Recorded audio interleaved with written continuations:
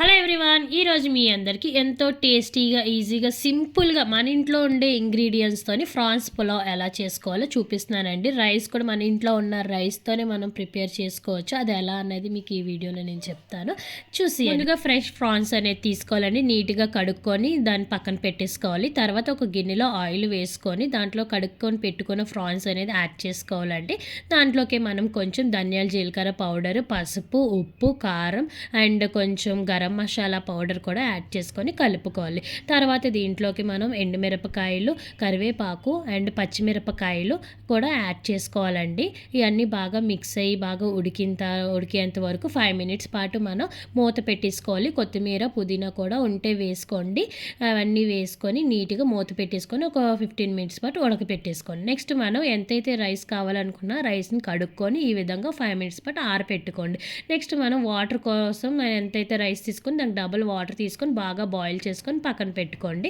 Next ఒక గిన్నెలో కడాయిలో ఆయిల్ వేసుకొని ఇలాగ ఉల్లిపాయలు అనేది చిన్న ఉల్లిపాయలు తీసుకోండి. ఈ ఉల్లిపాయల వల్ల చాలా టేస్ట్ అనేది ఎన్హాన్స్ అవుతుంది అనమాట. సో ఇవి గోల్డెన్ బ్రౌన్ కలర్ వచ్చేంత వరకు బాగా ఫ్రై తీసుకొని పక్కన పెట్టేసుకోవాలి. ఇప్పుడు అదే గిన్నెలోకి మనం కొంచెం రైస్ అనేది యాడ్ చేసుకోవాలన్నమాట. ఈ విధంగా మన దగ్గర ఉన్న రైస్, మన ఇంట్లో వాడుకునే రైస్ని తీసుకొని వేసి నీట్గా బాగా ఫ్రై చేసుకోవాలండి. మీరు కొంచెం ఆయిల్ చూసుకుంటూ ఫ్రై చేసుకోవాలన్నమాట. ఆయిల్ వేసుకుంటూ ఫ్రై చేసుకోండి, ఎందుకంటే కింద అడుగంటకూడదు అండ్ మాడిపోకూడదు, క్రిస్పీగా అవ్వాలన్నమాట. సో దీంట్లోకి మనం కొంచెం కరివేపాకు, కొత్తిమీర, పుదీనా, ఎండుమిరపకాయలు, పచ్చిమిరపకాయలు, ఎల్లుల్లిపాయ పేస్ట్ అండ్ అల్లం పేస్ట్ ఇవన్నీ వేసుకొని మనం బాగా ఫ్రై చేసుకోవాలండి.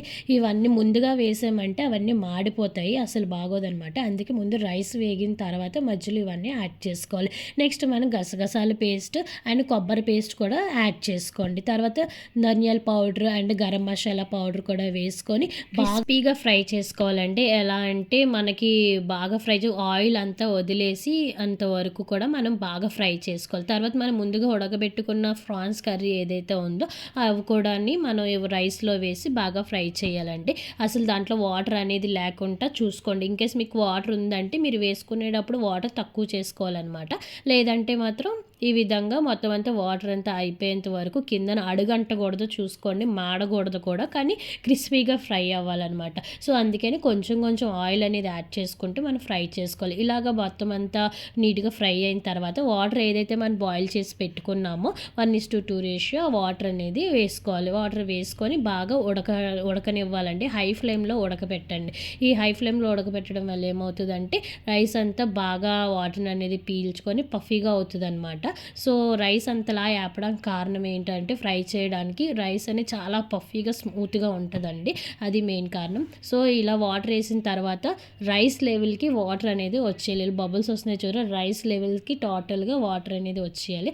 అలా వచ్చిన తర్వాత పైన మూత పెట్టేసి బరువు పెట్టండి, స్టీమ్ చేయండి. ఇప్పుడు మనం సిమ్లో పెట్టాలన్నమాట. చాలా లో సిమ్లో పెట్టి మనం 20 మినిట్స్ పాటు కుక్ చేసుకోవాలి. ఈ విధంగా కుక్ అయిన తర్వాత చూసారా ఏ విధంగా రైస్ అనేది పఫీగా అయిపోయిందో. సో మొత్తం అంతా మనం అప్స్ అండ్ డౌన్ చేసుకోవాలన్నమాట. కిందది పైకి, పైది కిందకి మొత్తం అంతా కలుపుకొని మనం సర్వ్ చేసుకోవడమే. ఎంతో టేస్టీగా, రుచికరంగా ఉండే ఫ్రాన్స్ పులావ్ అనేది రెడీ అయిపోతుందండి.